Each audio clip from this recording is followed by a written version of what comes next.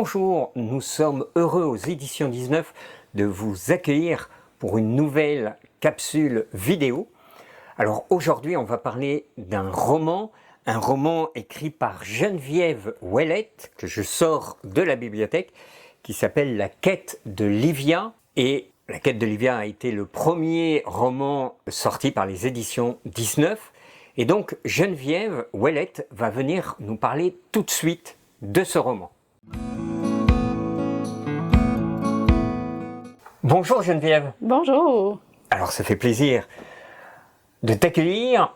Alors explique-nous un peu qu'est-ce que c'était le projet de La quête de Livia. En fait, La quête de Livia, moi, à la base, j'ai vraiment eu comme une inspiration d'écrire une histoire qui parlait de Livia, qui est une jeune femme qui vit avec un handicap, et un peu de son rapport par rapport à ça, mais de la vie en général. Donc, moi, je l'écris comme une romance, parce que je trouve que l'aspect d'histoire d'amour dans le livre prend quand même beaucoup de place. Mais les commentaires que j'ai, c'est que, tu sais, certains voient le livre un peu comme de la croissance personnelle, tu sais, on voit vraiment l'évolution du personnage au travers les pages. L'aspect histoire d'amour est peut-être moins vu que ce que je pensais à la base, mais moi je la décris quand même comme une romance. D'accord. Et de fait, il y a une vraie romance. Parfois, on aimerait, je veux pas dévoiler de punch là, mais il y a une vraie histoire. C'est un vrai roman et Oui. Et voilà, on progresse en tous les cas avec Livia. Mais des fois on pourrait dire, voyons Livia, allez un peu là. C'est clair. Puis parfois il y a des choses où on se dit oh.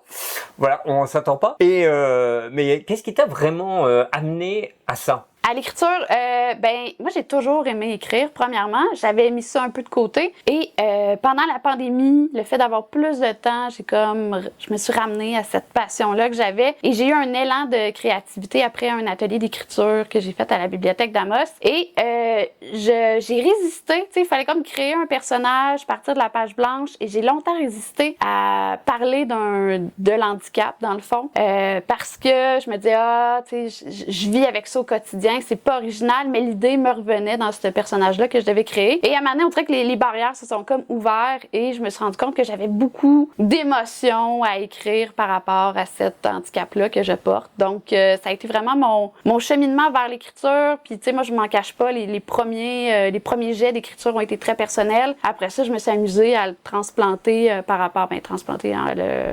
l'amener par rapport à Livia. Donc, le transposer. Pour ça. Alors, faut quand même dire, hein, c'est pas le même handicap dont on parle. Non.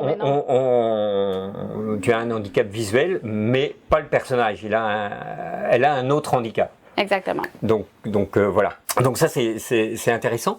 Et la question que je me posais, c'est toi justement, enfin, qu'est-ce que ça t'a appris? Tu vois, à l'inverse, on voit ton cheminement, etc. Et puis on voit cette ouverture que tu dis avoir eue. Mais qu'est-ce que ça t'a appris? Ça m'a appris plein de choses. En fait, tu sais, je pense que j'ai découvert plein de choses sur moi. Ça m'a permis de libérer beaucoup d'émotions que j'avais aussi, que je portais, que je pensais pas que je portais. Donc, tu sais, ça m'a appris à me libérer de tout ça, de vraiment m'alléger, ce serait le meilleur mot. Après ça, tu sais, dans le processus d'écriture, il y a quelque chose de, tu sais, moi j'ai toujours beaucoup écrit, mais de le faire avec une idée de publier un jour, c'est pas du tout le même... ça a l'air bête à dire, là, mais c'est pas le même... La construction, la façon qu'on écrit, qu'on réécrit, qu'on relit, tu sais, de s'assurer que chaque mot va être compris par d'autres ou... tu sais, je sais pas comment ce que je veux dire. Complètement. L'aspect de se dire, ah ouais, mais ça, l'idée que j'ai dans ma tête, elle me semble bonne, mais d'être capable de la transposer pour que quelqu'un qui est pas dans ma tête et qui a pas tous les mêmes référents que moi soit aussi capable de la comprendre. Je trouve que c'est vraiment un, tu sais, moi, je me suis mis à beaucoup plus m'intéresser aux mots que j'utilisais pour voir si c'est quoi le sens de ces mots-là. Donc, et tu sais, pas juste au niveau du français là, dans l'apprentissage, là, mais dans la façon de s'exprimer et la patience. Moi, je pense que c'est une des choses que j'ai le plus appris parce que c'est énormément de, tu sais, au début on part, on est passionné, puis ça jaillit. Moi, j'écrivais la nuit. Je dormais pas, c'était correct. Mais, tu sais, après ça, le temps nous rattrape, hein. Puis, le fait de prendre ce projet-là, de le relire, d'aller chercher des bêta-lecteurs, de le ramener, c'est des processus qui sont longs, on repasse souvent par le même chemin. Et parfois aussi d'accepter je sais pas comment tu écris, mais de relire des choses qu'on a écrites peut-être un mois avant, et puis finalement de découvrir que c'était pas exactement ce que je voulais dire, ou je vais plus loin que ce que je voulais dire, ou tu vois, peut-être ces relectures aussi parfois difficiles. Non, moi, ça n'a pas été dur. J'ai coupé beaucoup de textes initiaux sans trop de problèmes. D'accord. Mais bon. Mais effectivement, c'est d'aller chercher le regard neuf à chaque fois qu'on le relit. Je pense que c'est quelque chose que j'ai beaucoup appris. Puis que ça se transfère dans plein de choses de la vie. Il y a plein de choses au quotidien qu'on fait qui sont les mêmes que la veille puis l'avant-veille. Donc, de venir à les refaire avec un nouveau regard, moi, je trouve ça plus léger. Magnifique. On voit du côté de l'écriture, de l'écrivaine. Mais alors maintenant, du côté du lecteur, qu'est-ce que le lecteur peut s'attendre? Il s'attendra à quoi vraiment? Je pense que, premièrement, il faut s'attendre à une histoire qui se lit bien. On est dans quelque chose de simple, somme toute, comme histoire. Donc, parfois un peu léger. C'est léger, ben oui. Tu sais, je pense que les gens, j'allais dire les gens qui ont le même sens d'humour que moi, ça me semble assez évident, mais tu sais, il y a quand même de l'humour dans le livre qui peut être vu comme subtil ou des fois plus abrupt. Il y a quelqu'un qui m'a dit ça l'autre fois dans la manière d'Olivia qu'elle a de voir les choses, entre guillemets, jugées, là, tu sais. Mais, donc, je pense que c'est ça, c'est un roman.